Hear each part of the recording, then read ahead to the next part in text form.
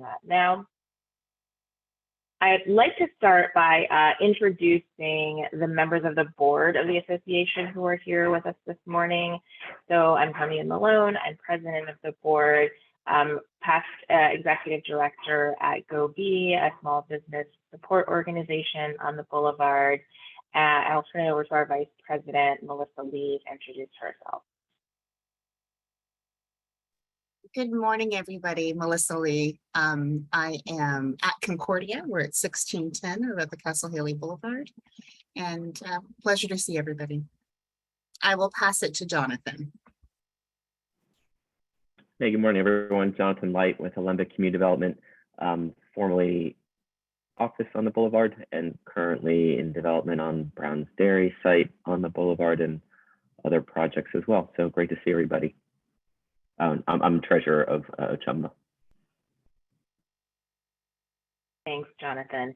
And then so that our guests have some sense of, who else is in attendance and organizations represented. Marianne, would you mind starting an introduction round? Not at all. Good morning, Marianne Miller, Program Manager, Stay Local. Thank you. Megan. Sorry, hi. I'm Megan Moreland-Taliancich. I'm the co-founder, chief brand officer of Happy Raptor Distilling. We're at the corner of MLK and Carondelet, so nearby. Nice to see you. Joanne? Had to find the mute button. I'm Joanne Miner. I'm the CFO of Ashe Cultural Arts Center at 1712 OC Haley. And we've just been joined by Kimberly Chavis, who I'll allow to introduce herself. But in a quick note, last week the association board met and voted in 2 new board members. So fresh off that vote, Kimberly is joining us this morning. The second new board member that we've added is Jerome Jupiter with YEP, who hopefully will be able to join us. But if not, we'll definitely hear from them more in the coming weeks and months. But Kimberly, please take a minute and introduce yourself. Good morning. Good morning. Very excited to be on board and to be on the call. And thank you for pronouncing my name right. No one ever says it right on the first time. So thank you, Hermione. My name again is Kimberly Chavis. I am the curriculum and training coordinator at Cafe Reconcile. So very excited to be here. And that is on OC Haley for anyone who doesn't know. Thank you so much. We're going to get started with Councilmember Harris, who we're delighted to have with us. We've been working for a couple of months trying to coordinate schedules, so thrilled that she's able to join us. For those who missed her note, she unfortunately had an accident with her laptop, which is correct, and she doesn't have a working camera. So we're going to hear her and unfortunately not be able to see her. Allison Port is her chief of staff, who's joining us as well. So with that, I am happy to turn it over to Councilmember Harris.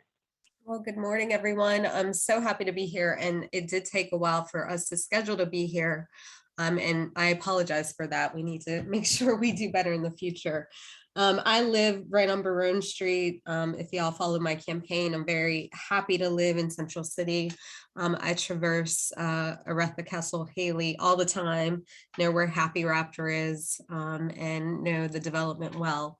And so I'm just really happy to represent District B and be a member of this community. And I'm so happy to see you all organize around the Central City community, because I think that District B is so diverse in how it is organized, and there are various neighborhood associations, but not one that directly impacts Aretha Castle Haley and Central City. And so again, I'm happy that you all have organized an organizational group to advocate for changes and things that you want to see happen around you. I am terrible at giving speeches. Representative Duplessis knows this well.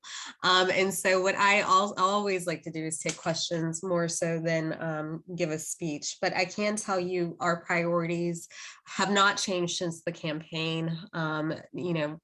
Trying to figure out the violent crime situation, figuring out the infrastructure issues which really plague our area and have continued, as you see on the MLK construction are continuing to sort of be around us, and we have to live through them.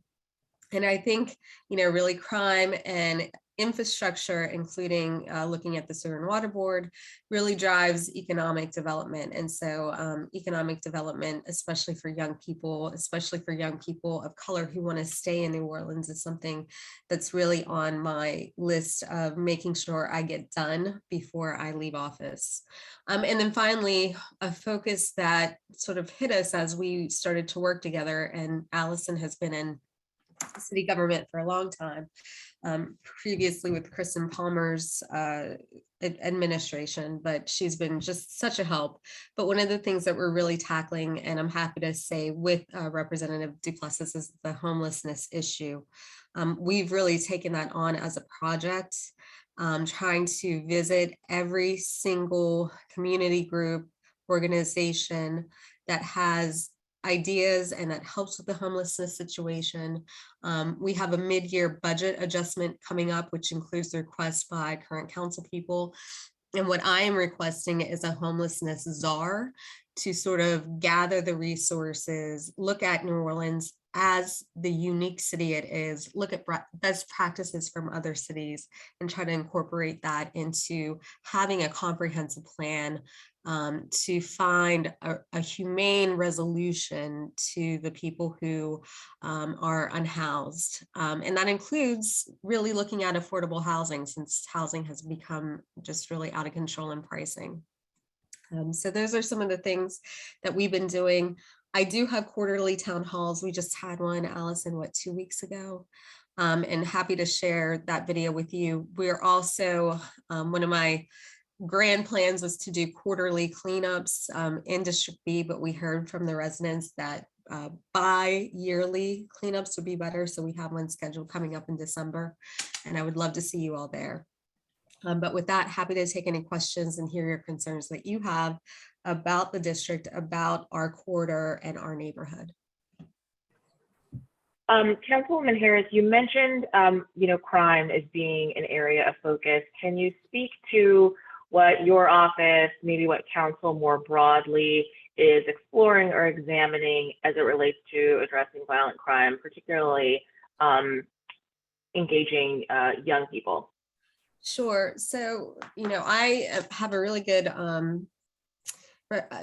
good communication with all of our district captains, especially Captain Bax, who's in the 6th district. We are looking at several things, including recruitment and retention of not only NOPD officers, but first responders, because I think we have to look at crime in 2 ways, but preventative and also to make sure that we are addressing the violent crime that's happening in our streets.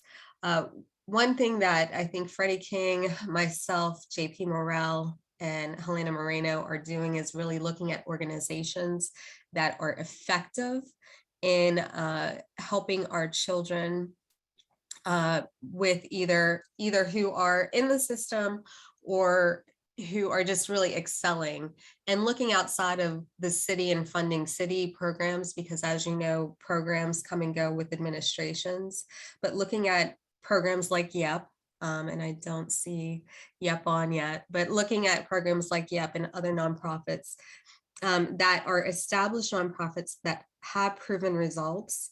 And so I think we commissioned a study to really look at the nonprofits that work, that help our children. And we're also talking to kids. I mean, we're adults, and it's easy to forget like what these kids go through as far as social media and all the bullying that happens. I just saw a fight that happened I think at Nakar.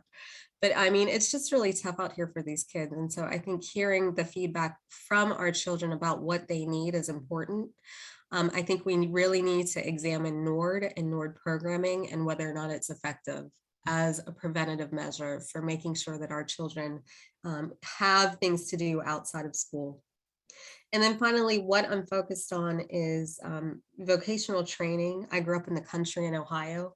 I graduated with 50 people. Half of those people went through a vocational program. and ended up coming out of high school with good jobs and no college debt, which I can't say that I have. And so I think really focusing on having opportunities for children who aren't necessarily ready immediately to go to college, but who might be ready to start a career. And I say that having worked at Loyola and seen first years come in and really not be prepared and ready to go to college. They needed that gap year or two to really figure out what they wanted to do. And so I think that really focusing on programs that provide career readiness and training is very important. I have a meeting with Cafe Reconcile, I think later this afternoon. I have a lunch. And so talking through programs like Cafe Reconcile and other programs, I think it's important as we look at how we can prevent violent crime from happening. But it really is a two-pronged strategy. I'm going to ask one more question and then I'll open it up to others. Can you speak to any strategies or supports that you're exploring around supporting small businesses? You know, there've been a lot of hurdles that small businesses face, from the pandemic to Hurricane Ida recovery and more. And I'm just wondering how you are hearing from small business owners, how you're engaging, and what your office is thinking about or developing strategies around to support them. Some of the things that we're doing is really looking at beefing up our women and businesses of color, and making sure that they receive city contracts. So that's something that Councilmember Moreno and I have been looking at and working on. I think we have meetings on joint infrastructure money that's coming down the pipeline, and we need to focus on how that money can be, that one-time money can be used to support our small businesses. And then finally, I think there are hurdles that happen when you have or are trying to start a small business. And I've seen it, my staff has seen it with One Stop and trying to go through safety and permits and all the other things that you need to go through. And I think it becomes a very convoluted process that can be streamlined. Again, some of the other councils have really taken this on, especially our at-large council members, since they have less property issues to deal with. So JP Morrell is really taking a hard look at One Stop and how that works. We are beefing up, for example, our safety and permits department with some money just to make sure that everything is streamlined. Because I mean, if you're an entrepreneur and this is your side hustle and you have to run up and down the hallways of City Hall to try to get a business license, that is something that should not happen, especially in 2022. Everything should be able to be done online and in a way that's streamlined, and that makes sense. And I think that there are hurdles that we have that are just really daunting to anyone who's an entrepreneur and wants to start a business correctly. So I think, making sure that we support JP in his efforts in getting One Stop streamlined is important to me.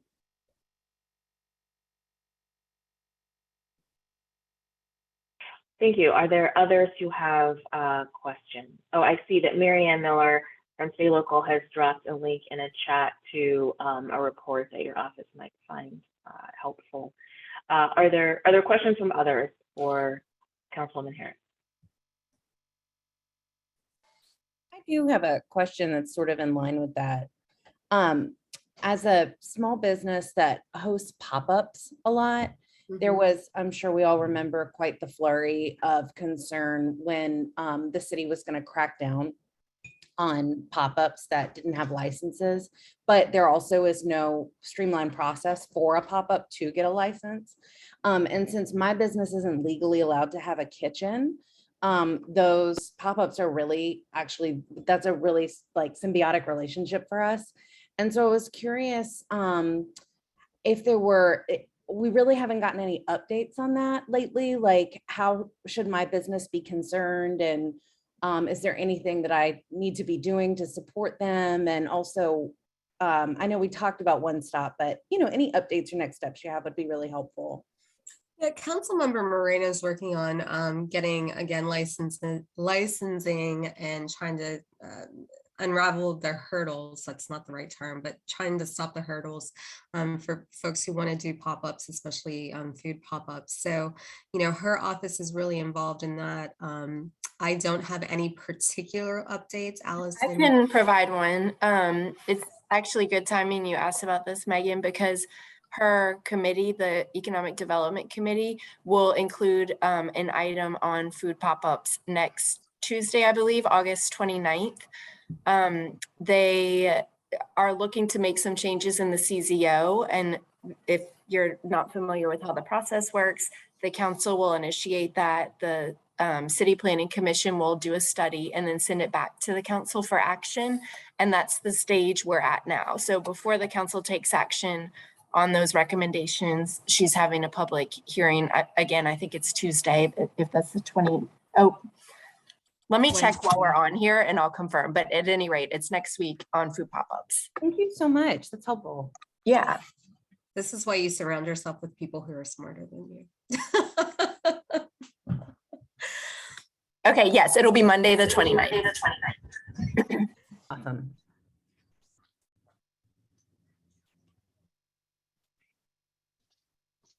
I have a question. Councilmember Harris. So, was it a day or two ago? I think it was a federal court of appeals struck down New Orleans STR policies, and I'm just so that's worrying. Obviously, we have a good number of STRs already on the boulevard, a good number, even more, right around it and throughout Central City. What are you seeing? What the council seeing as next steps and working with CPC and others to respond to that? And kind of, yeah, what do you see happening next? Well, I think that the court in its opinion gave some alternatives to what we can do. Councilmember Jerusa and I just had a conversation yesterday about looking at sort of comprehensive zoning to make sure that we're limiting the number of STRs in residential areas. I think Aretha Kessel Haley is a little different because it's sort of a business-based district. However, I do and understand the concerns with the several hotels that are popping up on the boulevard. So I think what we need to do is really sit down and digest that opinion and figure out what the next steps are. So I don't want to talk out of turn right now, Jonathan, but you can be assured that we are on it. For one, and Allison can attest to this, I see the erosion of our community because of STRs. And so I've been very hard-nosed when I can be, when STR requests come before me. And that, that might cut both ways, but that's just my philosophy. I've seen my neighbors be pushed out by STRs, and it's just really disconcerting, especially in this environment that we live in right now, where rents are too high for people to even live in New Orleans.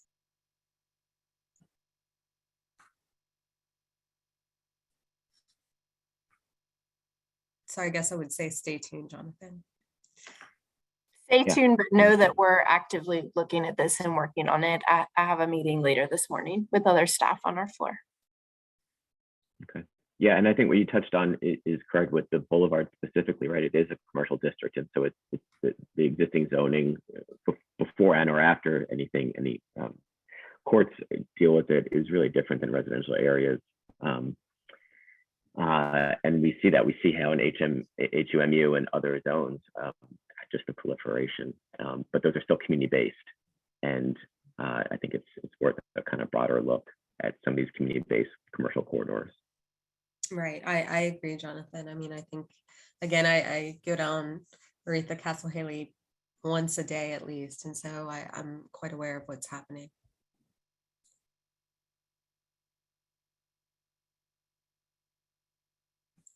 Any other questions?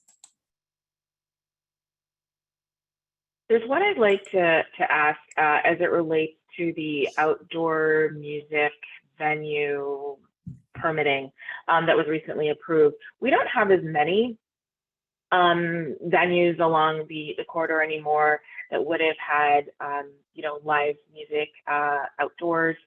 But one of the things that was a concern when there were was when the music ended, because our commercial corridor butts right up against residences.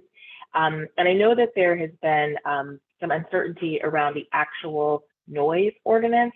So on the one hand, live music can be performed outdoors. On the other hand, last I understood, the then city attorney under I think the mayor's first administration deemed that ordinance wasn't constitutional and it couldn't be enforced. So where do we stand on balancing the ability for venues to host live music with residents' concerns about the noise that would create and how any such concerns would be addressed or enforced?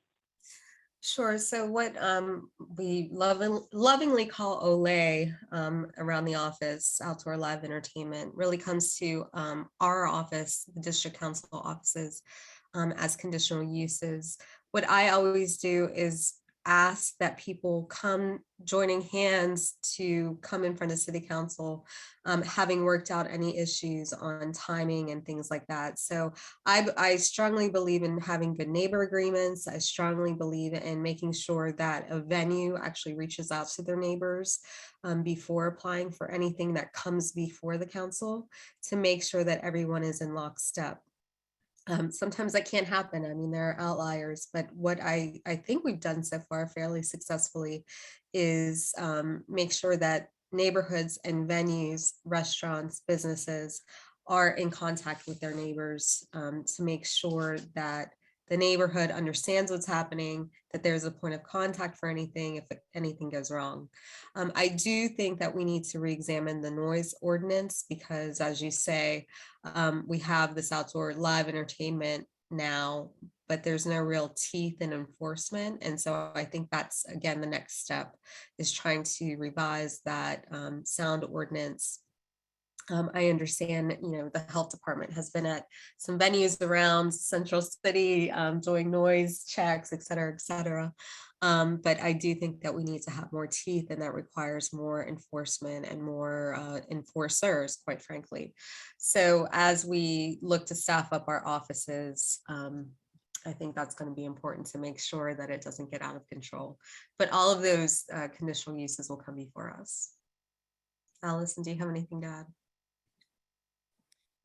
The way, I think you summed it up really well. I guess the only thing I'll say is the way that Councilmember Moreno's team has been responding to that question about balancing neighborhood interests and the business and cultural interests without an enforceable sound ordinance is through conditional use. They're seeing it as sort of a black and white enforcement, where if the venues are operating in compliance with the timing and the other restrictions that would be within the conditional use ordinance, then there wouldn't be enforcement will occur through that without need to rely on the sound ordinance for the time being. So we have to trust and hope that there's compliance. But listen, if there's ever an issue that comes up, let me just tell you that my office is very responsive. We really try to address emails and phone calls day of, if we can, even if it's to say we don't have an answer for you yet. Matt in my office is just really amazing. I want to make Matt for mayor shirts because he's really diligent in what he does. And so if there's any concern that ever pops up for any of you, please reach out to me. It's just leslie.harris@nola.gov. Allison's AN Port, POORT @nola.gov. And then everybody should have Matt's email address or phone number on speed dial because he's just really amazing. Thank you so much. Final call for any questions for Councilwoman Harris. I did have a question just in regards to being in the know. Are there any updates or in terms of coordination or cooperation or ordinances in regards to resilience if there is a wind or rain event that's affecting the district or the boulevard, anticipating just in terms of that? It's an ongoing discussion. I chair the Quality of Life Committee, and we've had several organizations that really focus on resilience, whether it be Greenlight NOLA, some of the planning companies, where they take out hard infrastructure and install soft infrastructure. There is hurricane planning that is taking place, especially because we're in hurricane season, and I'm happy to connect you with Nola Reddy. But I think generally having more green space is a good thing. I think Eugene Green and I are both the tree people on city council. And so Parks and Parkways actually has an allocation of funds to plant additional trees. And I'm really pushing for that money to be spent in Central City. As you know, Central City is a heat desert, and it doesn't look like the rest of District B, which is very tree lined and lush. And so we're trying to figure out a way to get that money in Central City with some organizations to plant trees, which help with the resilience and water management. The other thing that we're looking at is the Saratoga lot, which is on 7th and kind of away from where you all are. That is still under EPA study. It used to be a burn lot back in the day. But ultimately, I think what they're trying to do, the city is trying to do, is to make it sort of a water retention reservoir. Not really, I'm explaining this completely wrong, Allison, but basically having walking paths, natural trees around it so that it can take on water and sort of divert the water that just sits normally in our city. I hope I answered your question, Melissa. Thank you. Well, thank you so much, Councilwoman Harris. We know you have a hard stop at 9:30, so we appreciate the time and look forward to welcoming you back for additional conversation. And folks, we will make sure that everyone has Allison and Councilwoman Harris's email addresses if you need to follow up on anything discussed here. So thank you both so much. Thank you. And next time my camera will be working, I promise. Looking forward to it. Thank you. All right. And I'm happy to now we stay wanna- on and listen. Great, thanks. I am now happy to introduce our Representative Royce Duplessis, who is happy to join us, and we'd love to hear a little bit from you about not only your campaign coming up that you're involved in, but also anything related to matters in Central City that business owners and organizations would be interested to know.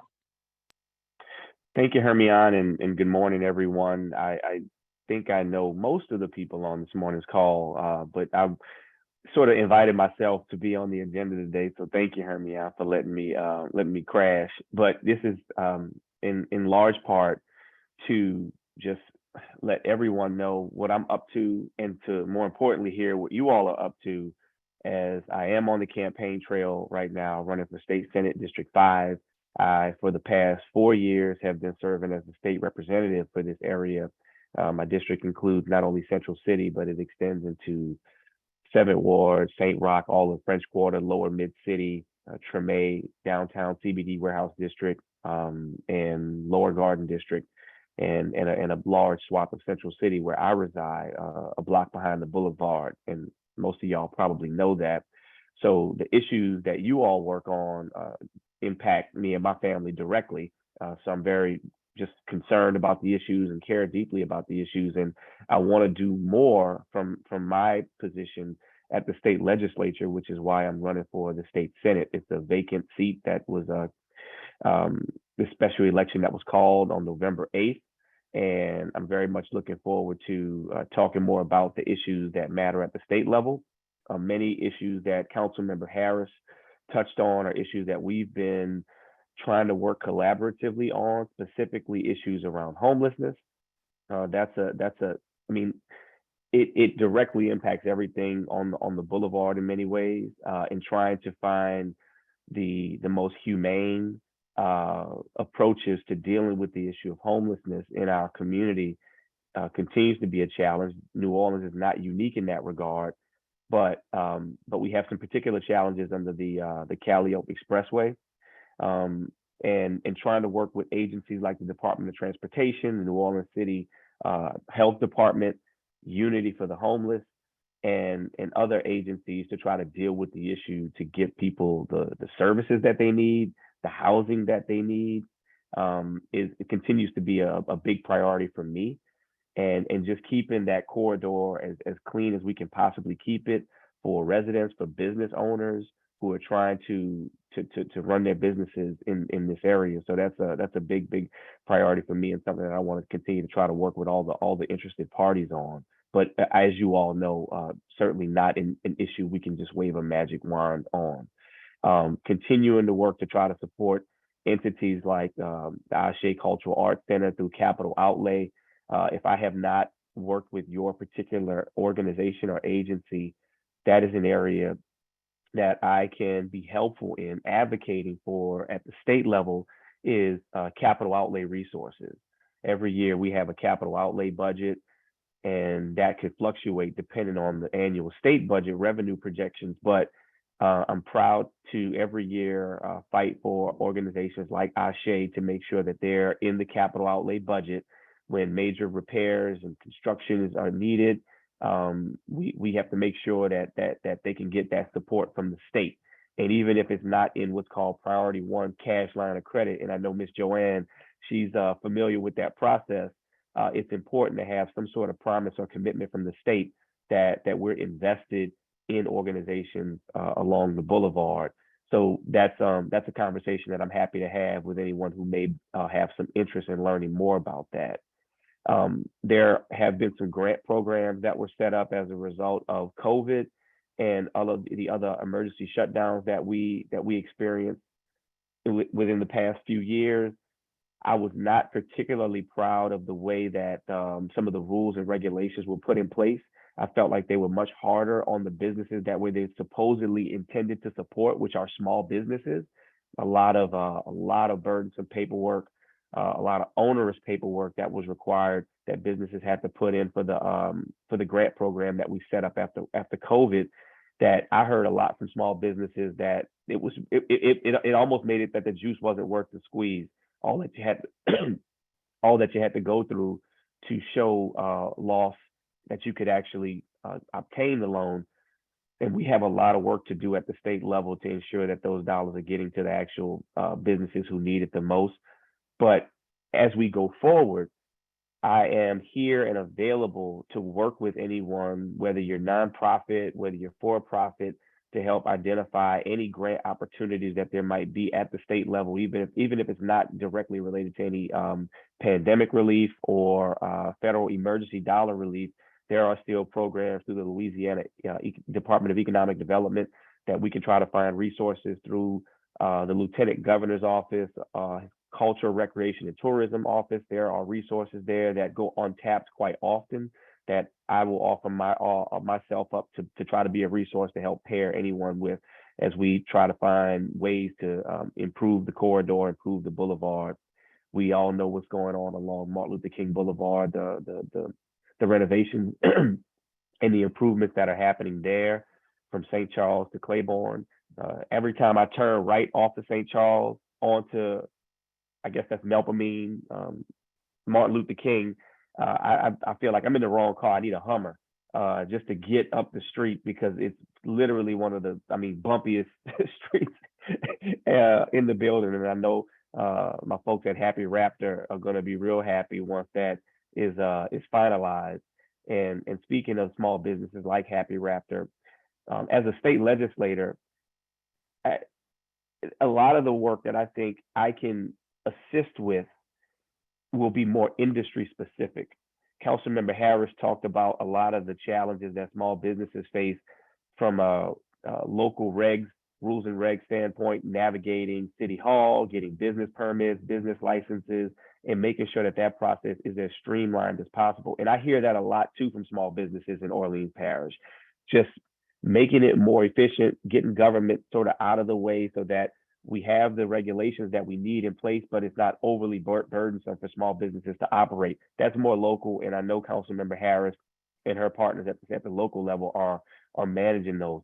But at the state level, we oftentimes are confronted with industry-specific laws or rules and regulations that need to be addressed to help small businesses like Happy Raptor in particular to be able to thrive. For example, as a local distiller, they are trying to move their products, but they're running into challenges from other industries that have a stronghold on their ability to be able to distribute the products that they actually manufacture at their location. So I'm a strong advocate for giving businesses like Happy Raptor the ability to distribute their products to local customers, to customers who may live in other states, because it's the right thing to do and it makes good business sense.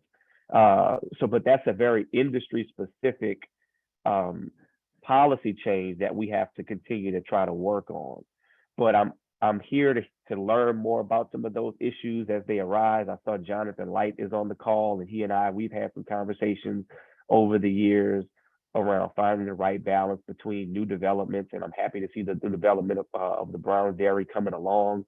Excited to see the final outcome, but ensuring that our vulnerable citizens like seniors, people with disabilities, and those vulnerable communities, when they're residing in developments that have in some way benefited through federal tax credits that are administered at the state level, that these developments have all of the storm resiliency that they need, so that if we have another storm where there's a 5-day power outage or a 2-day power outage or a 1-day power outage, we don't hear stories of elevators not working, where someone is on the 5th floor of a development and they can't get down to the bottom because the elevator isn't working. So I'm very concerned about things like that, and I'm going to be working at the state level to ensure that we're doing all that we can so that vulnerable citizens are having all the resources that they need if we ever have a very unfortunate storm event like the one that we had. But this is a conversation, and I just want to let this organization and this collective know that my approach is always one of trying to listen first and then trying to come up with a policy that strikes the right balance between safety, security, and allowing businesses to also thrive and do what they need to do. So it's a very collaborative approach I think we have to take in these instances, because I'm not a developer, and Jonathan knows that, but we also have to ensure that all of our citizens and our residents have the protections that they need. I don't want to just continue to ramble. I will absolutely be here for any questions, but more importantly, I wanted to hear what some of the concerns were that were being discussed amongst the association. And as I said, many of you, I've had the opportunity to work alongside, but if I'm successful in my quest to make it to the Senate, just know that you will have a friend and a partner in me as a senator, as a legislator, but also as a neighbor. But that will continue regardless, because I'm going to be either in the House or in the Senate, and I'll be a friend, a partner, and a supporter. But just wanted to come and check in with you all and kind of hear what some of the issues of concerns are that you all were having, and also try to answer any questions that I can answer. So I appreciate y'all giving me an opportunity to talk to y'all this morning. Thank you. Are there questions for the representative?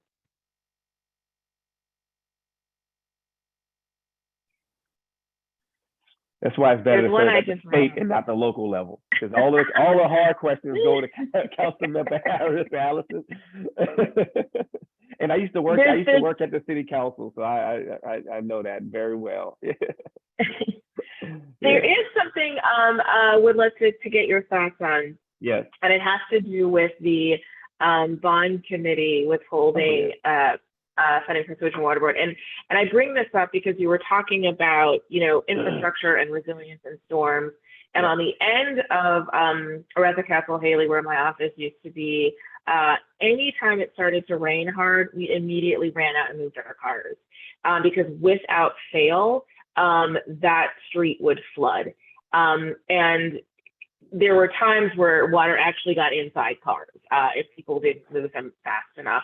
And there's, the issue of people driving through water and creating weight. So I think resiliency and storm and stormwater infrastructure is one of the things that's really important to us.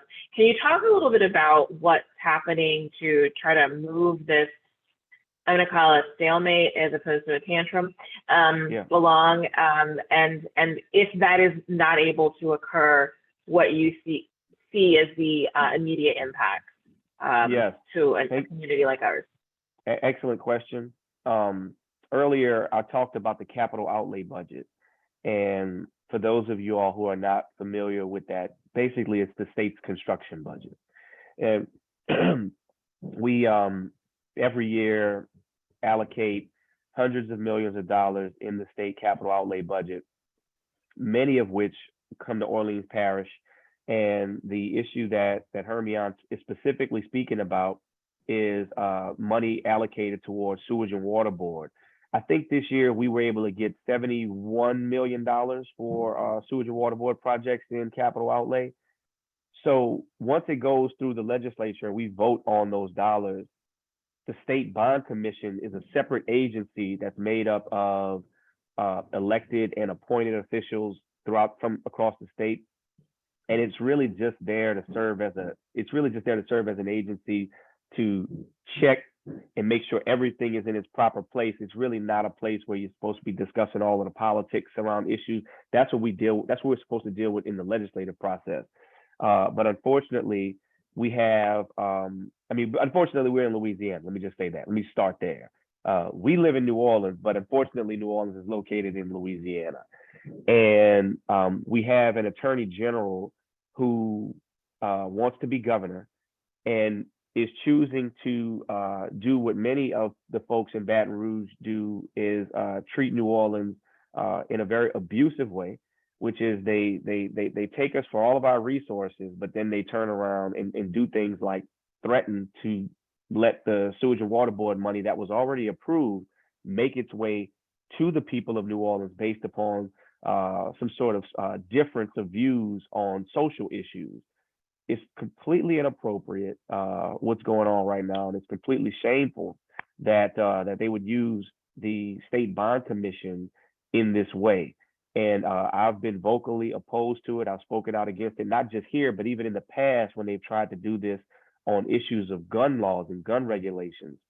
So these are some very, very challenging issues, but this is what I will say as it relates to where we are today. The last vote was a 7-6 vote. So that tells me that next time when this comes up, there's a very strong likelihood that the money will move where it needs to go. And there was one abstention vote by the actual chair, Treasurer John Schroeder.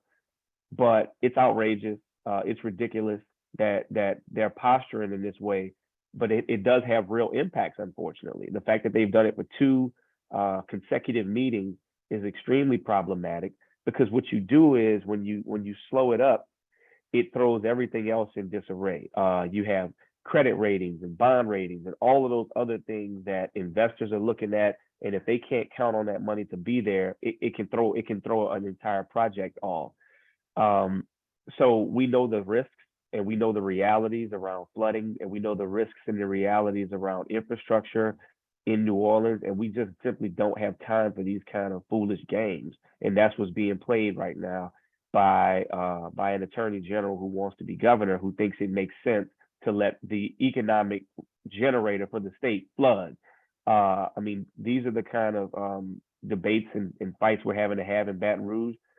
Again, it's not the day-to-day stuff that the small business owner is dealing with at City Hall around a zoning issue or land use issue, but it is indeed an issue that has unfortunately been confluent. There's this confluence of social issues that have been interjected into issues that should in no way be discussed around infrastructure and flooding. So us from the Orleans delegation, we're united in opposition to this.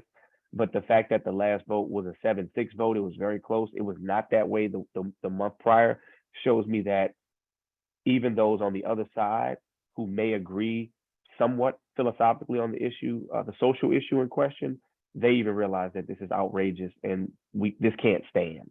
So I don't know if we're going to have to file some sort of litigation next month if this doesn't go through, but we're going to look at all options on the table. And I'm sorry for that long-winded answer. Appreciate it. Anne. Oh, and by the way, it's not 2 of me on. The other Rep Royce Duplessis is my assistant, Trinae. I've been wanting to say that, so yeah. Sorry about that. Okay, I'm sorry, Anne. Oh, no problem. My name is Ann Lloyd. I own Nolavore Commissary and Catering Kitchen. We're on the corner of Jackson and Barone. Yeah. And this is just a little bit of a complaint. Sure. I've been here 8 years. One of the things we do here is we rent kitchen space to other food producers, food truck operators, people like that. And recently, we've just been sort of come down hard on by the health department. And we keep a super clean kitchen. I've been doing this for 30 years in New Orleans. Never had a foodborne illness reported on my watch. And I find it a little frustrating because what we're trying to do is give other food businesses an opportunity to start off.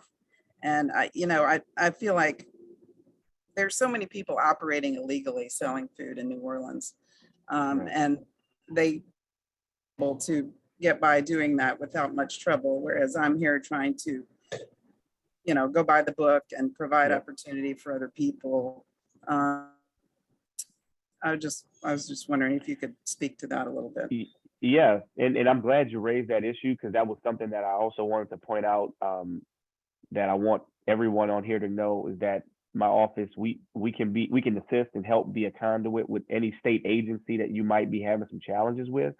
So as it relates to your particular challenge with the health department, what I want to do is I want to get with you. Me and my assistant are going to find out specifically what the issue is that they're giving you some challenges with, and see if it's something that we can assist with. I'm more than happy to reach out to the Department of Health to find out what's going on and why, whatever these challenges are. You didn't specify, but I will absolutely speak with you and find out what's going on and why they're giving you a hard time. And if there's something we can resolve, we're going to resolve it. All right, thank you. Absolutely.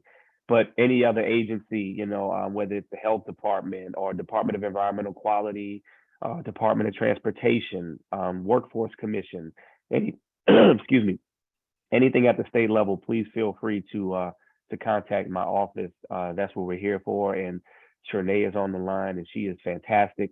And we've been able to resolve issues like, again, I don't know what the details of it are, but we were more than happy to find out how we can assist you. I drive past your business every morning when I'm on my way to drop off my daughter. So I know exactly where you are, and I've always been intrigued by what you all do. So happy to follow up with you. If you wouldn't mind, I can send you my information, or if you want to send me your information, we'd love to follow up. Okay, great. Thank you. All right, We do have a coffee bar that's open every weekday morning. I'm sitting in it right now. So if you want to come stop by anytime, please do. Awesome. I think part of my problem is I have a lot of permits. So I have a storefront permit, I have a coffee bar permit, I have a catering permit. It would be better if I just had basically one permit. I think I was the first commissary in town, and I don't think they kind of knew what to do with me in the beginning. So it just results in a lot of constant inspections. And I want to be clear, you're having issues with the Louisiana Department of Health, the state health department, right? Not the city health department? That's a good question. I just assumed. All right, we'll figure it out. We'll get it cleared out. No worries. Okay. It's probably the state health department, because they do a lot of that with businesses like yours. So we'll get to the bottom of it. All right, thank you. Sure. Any additional questions for Representative Duplessis? Hey, Representative Duplessis. So I have a question. Obviously, affordable housing, as you referenced, is something that's really important. And so, from the state, it's the Louisiana Housing Corp who really deals with that. And as you know, that agency deals with all the same politics that you deal with every day in your chamber between New Orleans and the rest of the state, et cetera. Yep. And I'm just curious, what are the conversations about affordable housing in the House and the Senate and that you hear, and how much interest is there, and I don't say oversight, but engagement is there with what the LHC does? There are appointees, of course, that come from the governor and come from elsewhere, but we don't hear much from from at the state level and those other places where you are. So I know it's near and dear to you, but I'm curious what conversations that you hear among others as a chamber. Yeah, no, great question. As you know, a new executive director was just appointed at the LHC, and they've been just embroiled with all kind of challenges over the years, and a relatively new organization. But I found that the most of the conversation, and it's not much, but most of the conversation you hear at the Capitol is rural versus urban, and tax credit allocation, how they come with the QAC formula, and who gets what, and who's actually writing the rules, who's writing the regs, who's telling LHC, what their policy should be. That's really where it is. I've found that there's maybe one or two of my colleagues in northern Louisiana who's shown some interest in this. I've filed resolutions and I've filed legislation to try to take a deeper look at this, to get some, to study the tax credit allocation from places like rural versus urban. I will tell you, this current administration, the Edwards administration, there has not seemed to have been a strong push to ensure that cities like New Orleans get the tax credit allocation that, quite frankly, that we need. And there's been this sense of, there's been a push for more of it in rural areas, which, look, I don't have an issue with, but I represent a very densely populated district, a very densely populated community where affordable housing is, or the lack thereof, is literally pushing people out of the city on a daily basis. We're competing with issues around short-term rentals, and I know that piece was talked about earlier by Councilmember Harris, but it's just a fight over where it's going to go. It's going to go to rural communities, it's going to go to urban communities. And this sense of, well, New Orleans already has enough, or New Orleans has enough, we need to see it in other places, is the constant battle in Baton Rouge. But it's not on the top of mind for many of my my colleagues. There's been maybe one or two, like I said, up in northern Louisiana, who's shown just maybe a lick of interest, but it's not affordable housing. It's just not something that's really on the minds of a lot of people. I think post Ida, when we saw a lot of communities in Southeast Louisiana be devastated, we heard a little bit more around that issue and trying to ensure that other communities have access to safe and clean and affordable housing. But it's just not something that a lot of folks are pushing for, unfortunately. Yeah, understood. And yeah, it's unfortunate because people don't get direct access, right? They're not elected officials. They're appointed at the LHC, and right, and we know that New Orleans and Baton Rouge to some degree as well. These urban areas are the job creators and the highest demand for housing, and we know there's not enough resource to go around, and rural needs stuff too. Right. But the balance is not often struck, and what we see is just the influence of lobbyists behind the scenes is just really significant and unfortunate. Yep, I agree with you. But we're going to keep pushing in that department, and I look forward to following up with you soon and just kind of checking in on everything that's happening, not just along the boulevard, but with all of these issues related to affordable housing developments and doing what we can do. Because when Councilmember Harris and I talked with Unity and we talked with all of the different stakeholders around the issue of homelessness, I was surprised at how they said affordable housing is really the driver. I thought it was going to be more of substance abuse, a lack of services to mental health, behavioral health, and those sorts of issues. But I mean, the main driver that was cited by who I consider to be the experts were saying that it's truly a lack of affordable housing. So it's something that we just have to continue to work towards. On that note, since Representative Duplessis, both you and Councilwoman Harris have brought up the issue of the unhoused and trying to humanely come up with solutions. If there is a role that businesses can play in those conversations, please do let the association know, and we're happy to spread the word. I know a lot of organizations that have physical locations along the boulevard have at some point in time, had to address, homeless residents in front of doorways, entrances, in front of buildings, et cetera. And would definitely, I think, be interested in the solution as well. So if there's a way that we can help plug people into the work that you're doing, please share that with us, and we will happily disseminate that information out. Thank you all. I definitely will.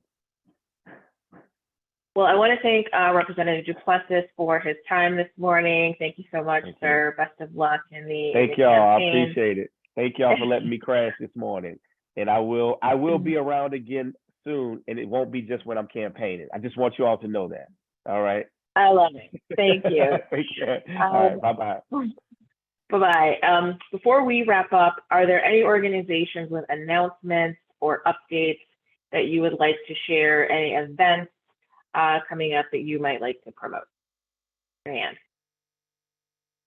Thank you, Hermione. Good morning, everybody. I'm just going to drop in the chat. We have a sign-up form. So notwithstanding what we know about the weather coming up, but we are hearing concerns and remembrances about last year. So Stay Local has, as your Alliance of Independent Businesses, we've developed a very simple opt-in process for business owners to a two-way text messaging system. This is free, and it would be a B2B and B2C concept. So our way of explaining this to other resource providers is to please share this with any business owners you know, and then directly to y'all on this call who are business owners. We'd love for you to sign up.